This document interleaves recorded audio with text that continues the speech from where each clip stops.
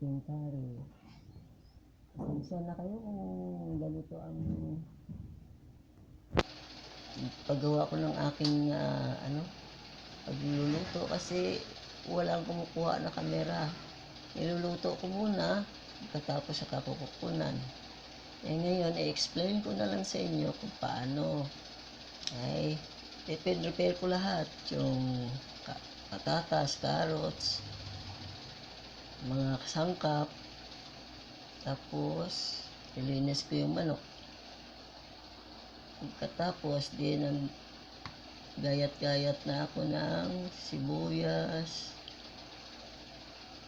bawang, luya. Pag may manok kasi, kailangan may luya para maalis yung lansa.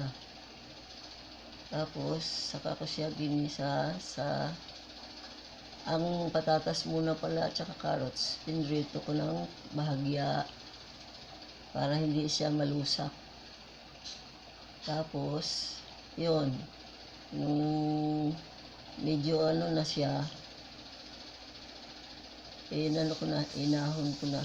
Nilagay ko na sa isang lalagyan para ma-preserve ko siya.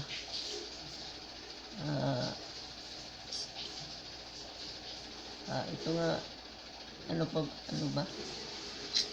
Napagod po, ang dami kong ginawa.